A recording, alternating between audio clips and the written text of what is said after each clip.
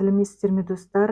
Кеңес одағының адамдары 23 ақпан мерекесін жақсы көреді. Ерлер мерекесі, соған орай отағасының өзінің Сарбаста өлеңдер жинағы кітабынан Қазақпын мен деген өлеңін бүткіл еркек қауымына арнап оқып берейін. Қабыл алыңыздар.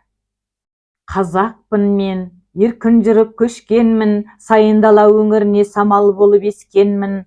Намысым бар, асқақтықтан нәр алған, кесіп түсер алмас жүзді семсердің.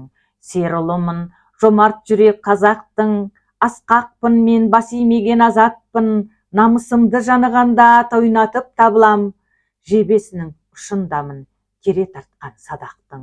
Бабам менің арын биік ту еткен, сөз сыйлаған өтеді деп сүйектен.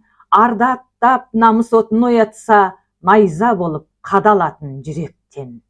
Қазақпын мен, тұңғиықпын, тереңмін, халқым үшін оқ өтпейтін беренмін. Отаныма әлде қандай күн туса, шірен тарт, ұшындамын жебеңнің. Қазақпын мен, отан үшін оқ құшқан, кіре алмайды байтақ елге еш дұшпан. Елін жерін жауға бермес ұланмын, қаптаса да қалың дұшпан тұс-тұстан. Қазақпын мен, даласындай шексізбін, дархан дала жусаны мен ес білдім.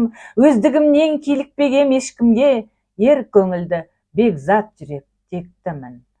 Қазақпын мен, тауларындай биікпін, шыңдарындай асқақ болып туыппын. Қасқыр еміп қайсар болып шыңдалған, ұрпағымын бөрі байрақ түріктің. Қазақпын мен, арайланып таң атқан, шежіресін тым тереңнен таратқан, жомарт жүрек дархан пейіл бабамның, сыбағасын жұрттан молғып жаратқан. Отбасының, отанымыздың тұғыры ер азаматтар сіздерге арналады. Тыңдағандарыңызға рахмет. Лүпіл басып, қолдап отырыңыздар.